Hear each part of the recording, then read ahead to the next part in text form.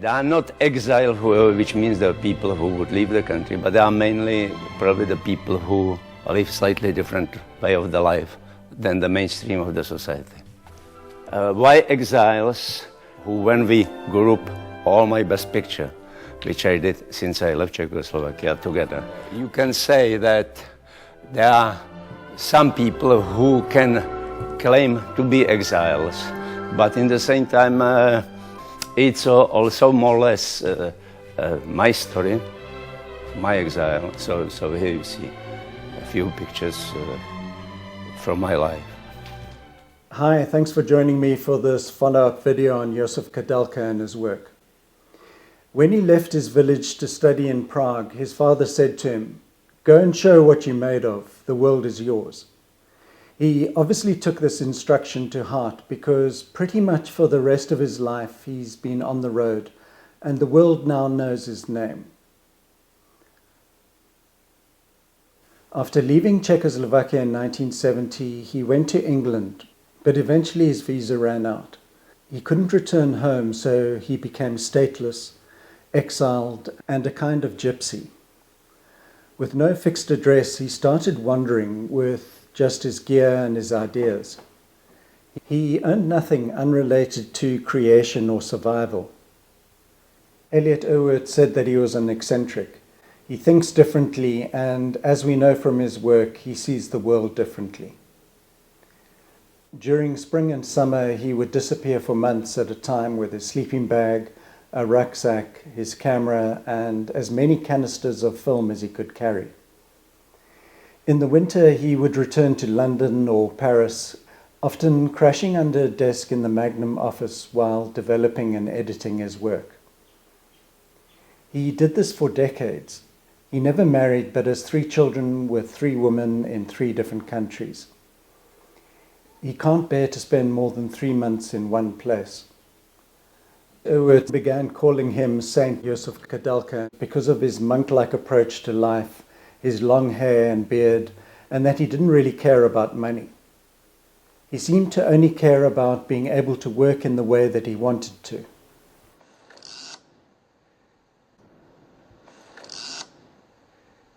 I didn't have any illusion about the West. I left Czechoslovakia, I was 30 years old, and I was in the communist country. I knew something about the system which was on the other side, and I learned quickly how this system works. So, in fact, very soon I realized that I gained the freedom, but there is much more possibility to lose this freedom.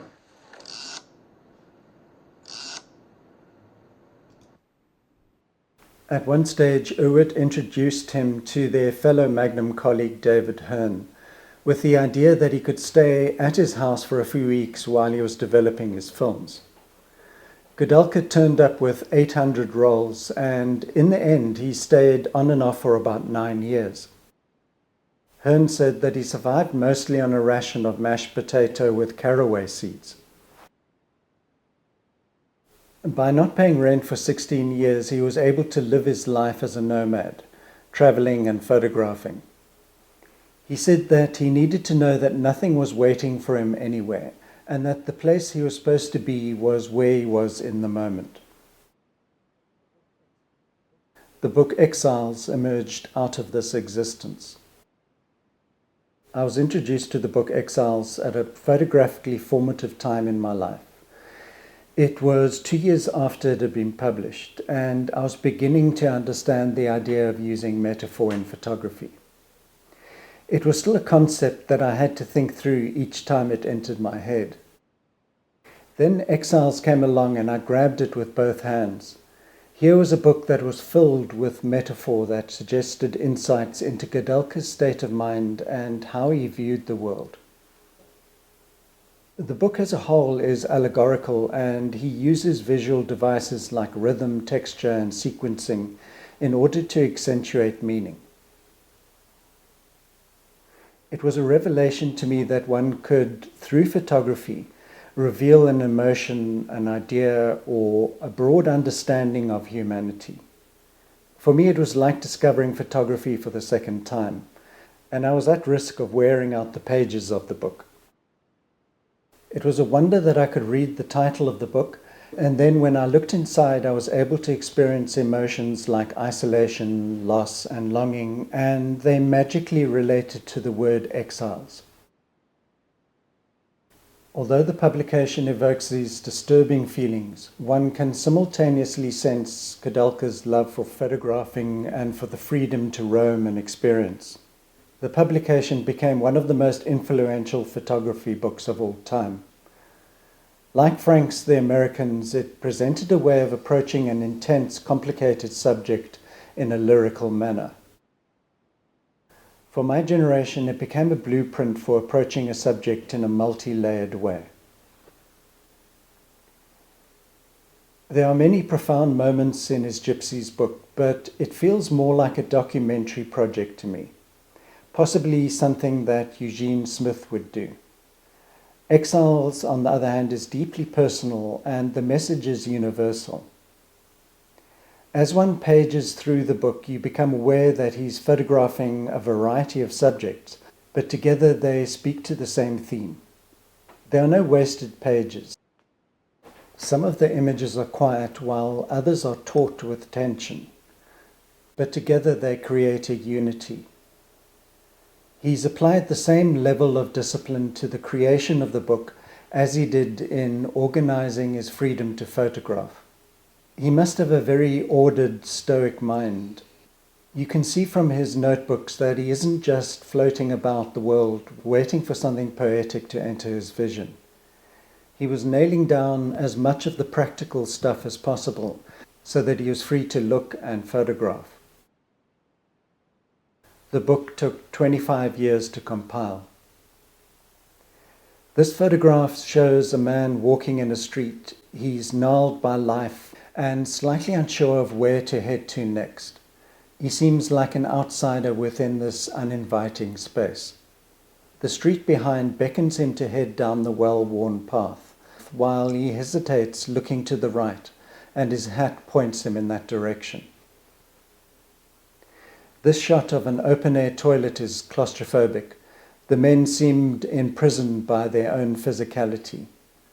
Even though all of the men are prisoners within this bleak space, the man at the end seems to be ostracized by the rest of them. The fallen angel finds himself within this dark and deprived environment. He looks sad on his old bicycle. The woman seems preoccupied while the chained horses are trapped. None of the subjects seem to be relating to any of the others. You get a sense of sadness, loneliness, isolation, and dislocation. The man seems oblivious to how bizarre this whole scene is. His face is expressionless, as if the extraordinariness of life no longer touches him. Some of the images are just hard to look at. They are brutal statements about the pain of life. The man seems to be falling over onto the side of his amputated arm. His expression is both sad and concerned, as if he might be thinking that his deformity has scared the child. The well-dressed man with the bowler hat seems out of place in this dingy subway. The diagonal lines are dragging him deeper into this dystopian world. The dark shadows obscures his expression, as if he's resigned to his fate. David Crosby said on the Crosby, Stills, Nash & Young album Four-Way Street, "This song starts off real slow and then fizzles out altogether." But Koudelka does offer us a few moments that remind us that life can offer fleeting joy. There are many sub-themes and links within the book. This famous photograph appears near the beginning. I talked about it in my compositional videos.